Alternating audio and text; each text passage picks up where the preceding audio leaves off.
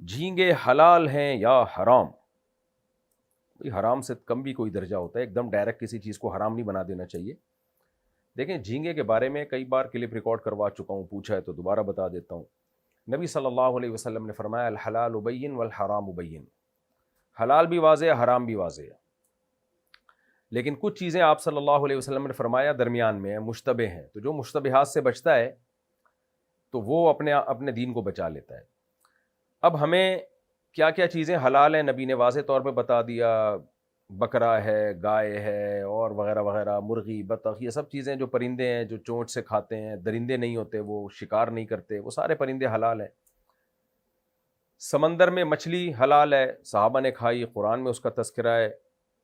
اب سمندر میں مچھلی کے علاوہ جو مخلوق ہے اس کے بارے میں نصوص خاموش ہیں، یعنی قرآن و سنت خاموش ہے، لہذا جب خاموش ہے تو اجتہاد کیا گیا۔ تو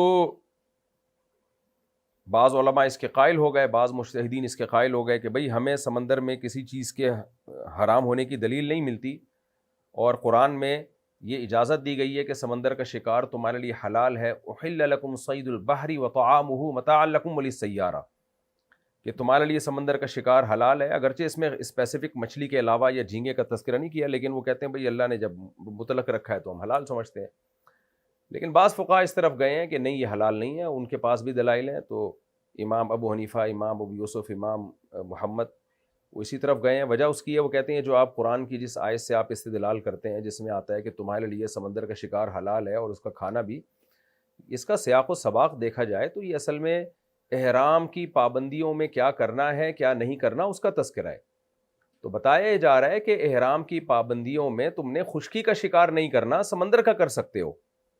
تو اس میں یہ نہیں ہے کہ سمندر میں کیا کیا حلال کیا کیا حرام، یہ اس آیت کا موضوع ہی نہیں ہے۔ اس کا مطلب تو یہ ہے کہ جو شکار تم پہ جانور کا حرام ہوتا ہے احرام کی حالت میں، تو وہ لاگو ہوتا ہے خشکی کے جانوروں پر، سمندر پہ شکار تم کر سکتے ہو۔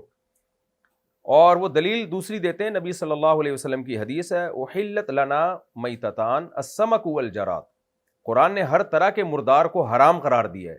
حرمت علیکم المیتۃ، تم پر مردار حرام ہے۔ تو اور یحرم علیہم الخبائث، قرآن کہتے ہیں ناپاک اور خبیث چیزیں تم پر حرام ہیں۔ تو اب مردار میں جب سب حرام ہو گیا تو مچھلی کے علاوہ سب چیزیں، کیونکہ اس سمندر کے جانوروں کو ذبح نہیں کیا جاتا،